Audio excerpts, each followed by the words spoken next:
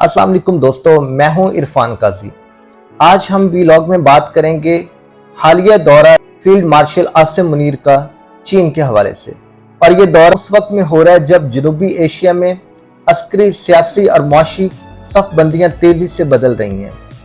तो सवाल यहाँ ये पैदा होता है कि आसिम मुनीर का हालिया दौरा चीन के मकासद क्या हैं? ये दौरा क्यों हो रहा है? क्या ये दौरा मुआशी या फौजी तावन के हवाले से हो रहा है? आलमी मीडिया और भारतीय मीडिया इस दौरे के बारे में क्या रोशनी डाल रहा है?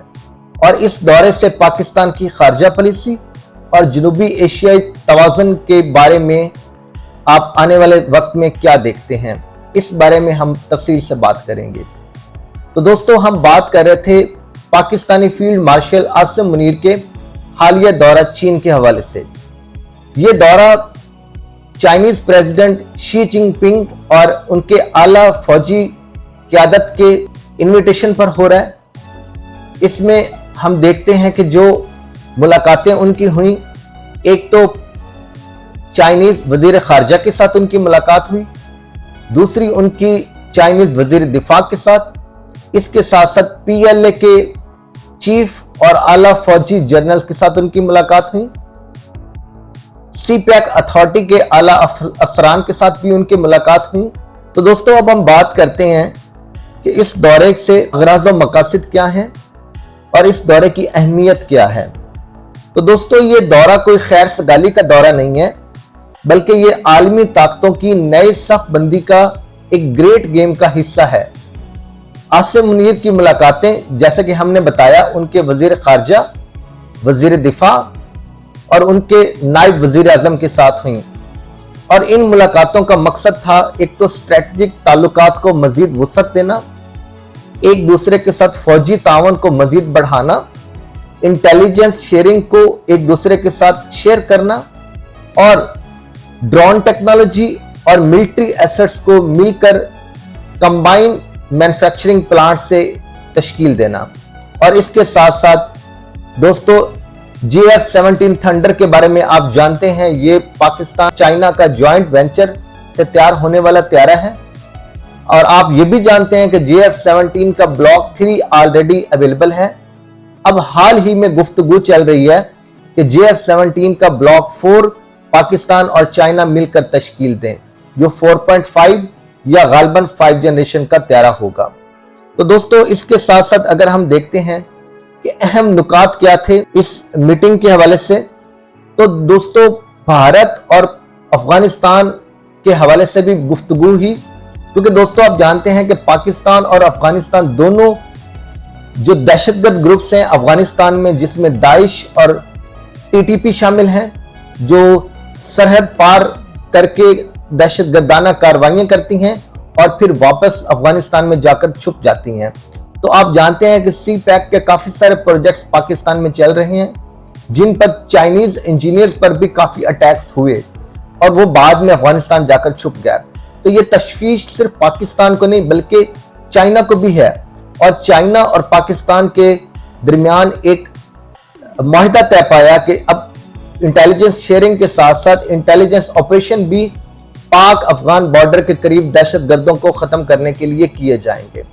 और इसके साथ साथ दोस्तों, भारत के साथ जो पाकिस्तान का रिसेंट क्लैश हुआ और चाइना की पाकिस्तान को भरपूर सपोर्ट रही, इस दोनों मुल्कों की जो दोस्ती है, इसको आप जानते हैं भारत किसी भी तरह उसको अच्छा नहीं समझता और उसके हमेशा दिल में ये खटकता है कि पाकिस्तान और चाइना क्यों है।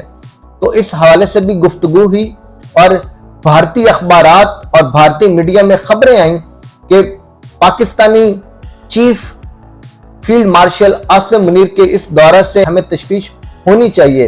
और दोस्तों, आप जानते हैं वो पहले भी कहते हैं कि हमारा मकसद ये होना चाहिए था कि हम चाइना और पाकिस्तान को अलग करते हैं, लेकिन मोदी की गवर्नमेंट जब से आई है, पाकिस्तान और चाइना का कोऑर्डिनेशन पहले से ज्यादा बढ़ गया है और उनकी ख्वाहिश है कि किसी तरह पाकिस्तान और चाइना के दरमियान ये जो कोऑर्डिनेशन दिन ब दिन मजीद स्ट्रॉन्ग और क्लोज हो रहा है, इसको कम किया जाए या खत्म किया जाए।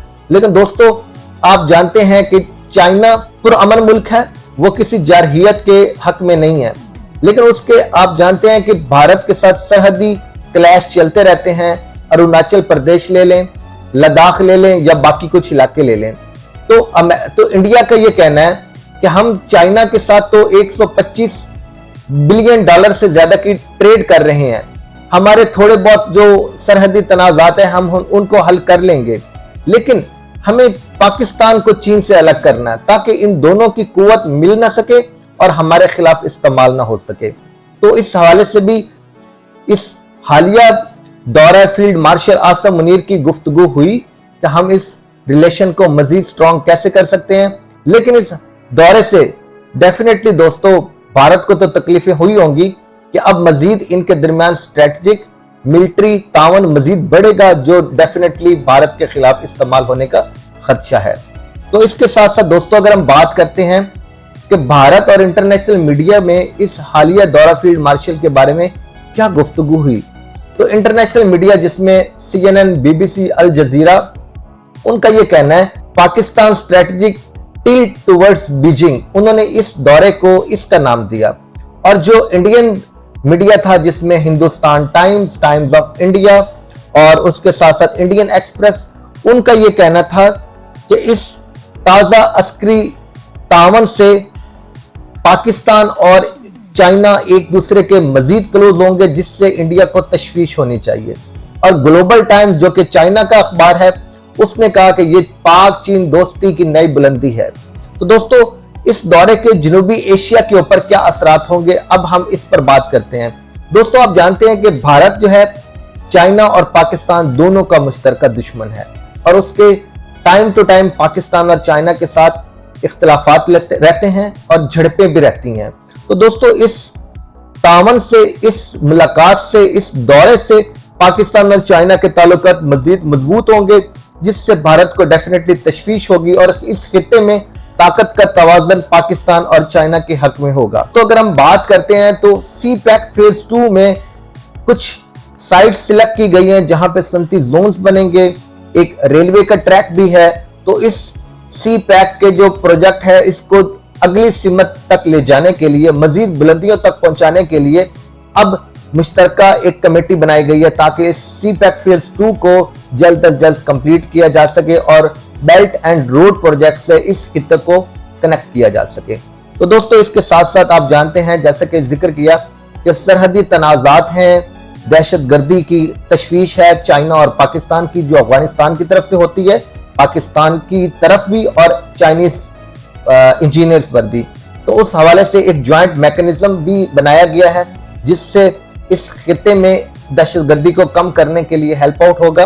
और इसके साथ साथ दोस्तों ईरान के साथ पाकिस्तान की टाइज पहले से ज्यादा स्ट्रॉन्ग होंगी और ईरान और वस्ती एशियाई ममालिक तक पाकिस्तान चाइना की मदद से जा सकता है। और अगर ये ऐसा होता है तो ये इस खित्ते में इनकलाब होगा। तो दोस्तों पाकिस्तान के ऊपर मुमकिन क्या असरात होंगे अगर हम देखते हैं तो इससे पाकिस्तान के बहुत से फायदे हैं। एक तो दिफाई टेक्नोलॉजी और दूसरा ज्वाइंट टेक्नोलॉजी जो मैन्युफैक्चरिंग होगी, ड्रोन्स और JF-17 थंडर के ब्लॉक 4 की जो मुश्तरका पाकिस्तान और चाइना अनकरीब शुरू करने लगे हैं। और कुछ दिफाई टेक्नोलॉजी के मुआहदे हुए हैं जिसमें पाकिस्तान जदीद असला लेगा और आजकल बातें J-35A की भी हो रही हैं जो अनकरीब पाकिस्तान आने वाले हैं, जो 5th जनरेशन तैयारे हैं।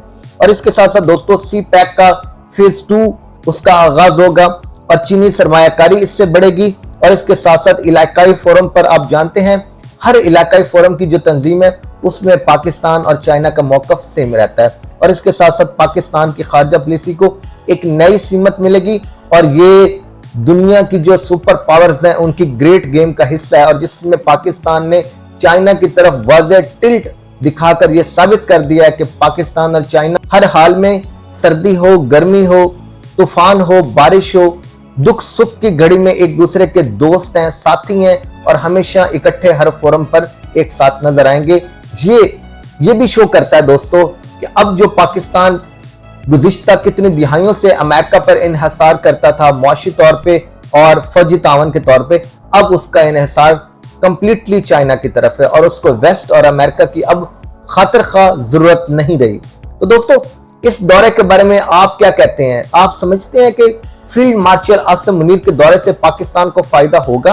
क्या इससे CPEC को मजीद इंप्रूव करने और फेज 2 को जल्द अज जल्द कंप्लीट करने के लिए बेहतरी आएगी। और इसके साथ साथ इस खित्ते में खासकर पाकिस्तान अफगानिस्तान के सरहदी इलाके में दहशतगर्दी को कंट्रोल करने में मदद मिलेगी।